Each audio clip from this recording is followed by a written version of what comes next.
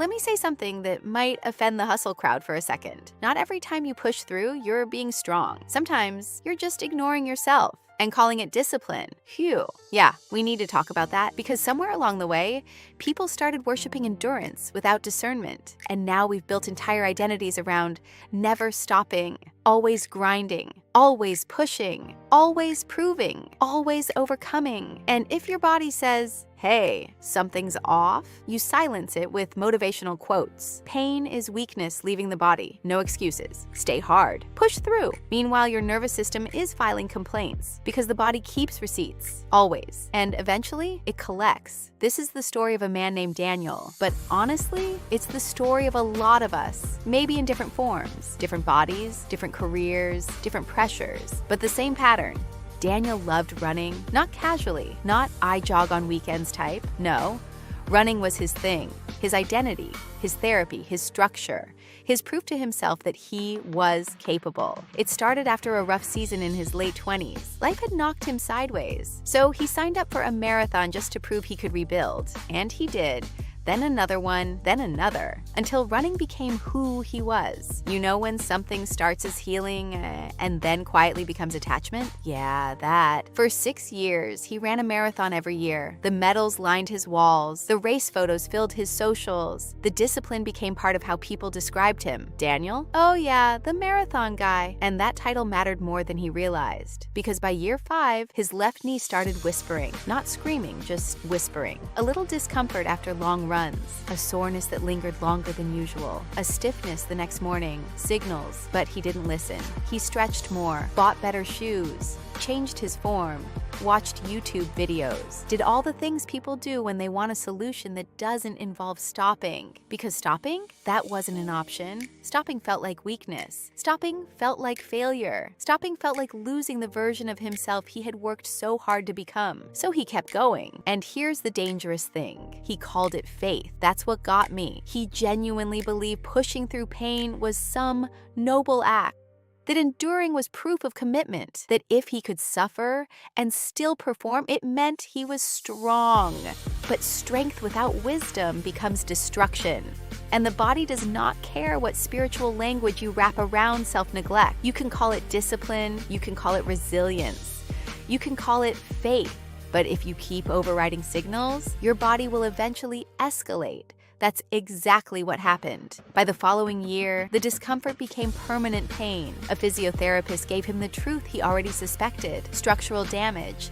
And then came the fork in the road, rest now or surgery later. Simple, clear, direct. And what did he choose? He ran the marathon because identity is powerful and fear disguises itself as determination more often than we admit. 3 months later, surgery, 9 months of recovery, a full year relearning how to move, how to train differently, how to exist without the thing that defined him. And according to him, the hardest part wasn't the pain, it was the identity crisis. Because when your self-worth is tied to performance, rest feels like erasure. That line hit me because so many people are not addicted to productivity. They are addicted to the validation productivity gives them. If I stop, who am I? If I rest, am I still valuable? If I slow down, will I still matter? That's the deeper issue. And Daniel admitted it later. He said, I thought I was walking in faith, but really I was afraid of who I'd be if I stopped. Phew, that right there, that's self-awareness. Because a lot of what we call commitment is actually fear. Fear of irrelevance, fear of slowing down, fear of losing momentum, fear of facing ourselves without the distraction of constant motion. And that fear makes us push past wisdom. But Ecclesiastes already gave us the framework. There is a season for everything. Not one mode, not one pace, not one endless cycle of output, a season. That means life moves in rhythms, and wisdom is not about doing the same thing forever. It's about recognizing what season you're in. There's a season to build, a season to rest, a season to sprint, a season to heal, a season to go hard, and a season to be still. The problem is, culture glorifies only one of those, the grind. But your body was not designed for permanent grind mode. Science backs this, and not in some vague vague wellness blog way. Real research. Overtraining syndrome leads to elevated resting heart rate, chronic fatigue, decreased performance, hormonal disruption, weakened immunity, and increased injury risk. In short, your body starts malfunctioning, and if you keep ignoring it, the damage compounds. The crazy part? The body doesn't build strength during exertion, it builds during recovery. That's physiology, which means rest is not the opposite of training. Rest is part of training. That applies far beyond sports, work, parenting, caregiving, ministry, entrepreneurship, relationships. If you never recover, you don't become stronger, you become depleted. And depletion always shows up somewhere. Your mood, your patience, your focus, your health, your joy. Eventually, the bill comes due, and often, the forced stop ends up longer than the pause would have been. That's the irony. The rest you avoided for 2 weeks becomes 6 months of recovery, and suddenly you realize that the pause would have been cheaper. There was a study showing athletes with structured recovery periods had significantly fewer overuse injuries than those who trained continuously, because intentional rest preserves longevity, and longevity matters more than intensity. Anybody can sprint. Not everyone knows how to sustain. That's maturity.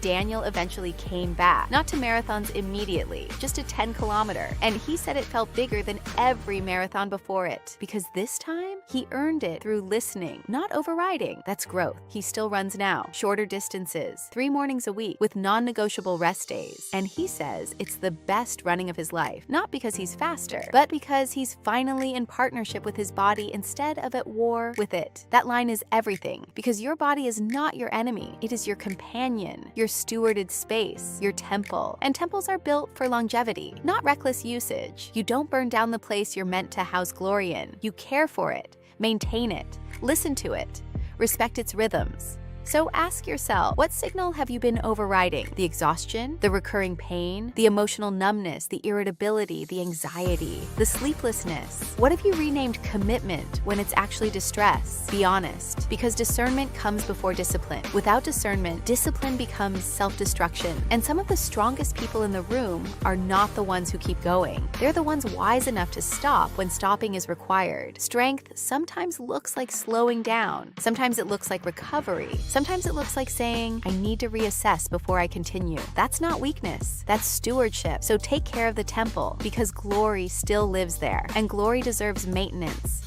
If something in this landed somewhere tender, if your body, your spirit, something inside you just exhaled, stay with that for a second. Don't scroll past it. Hit like, because there's someone out there who's been running on empty, treating their temple like it doesn't matter. And this might be exactly what finds them. Share it with that friend who needs permission to slow down and take care of herself. The one who hasn't heard the words speak to her body like this before. And subscribe to Bible Rebooted. We're not here to make you feel inspired for 5 minutes. We're here to give you the truth and show you how to live inside it. It's your girl, Sophia Stan, signing out. Like, subscribe, and stream the music. When my legs gave out, your grace was my strength. Hallelujah, it was your grace. I look back and wonder, I look back and praise. It was grace that carried me all the way. Carried me. When I couldn't walk another mile, Your grace carried me.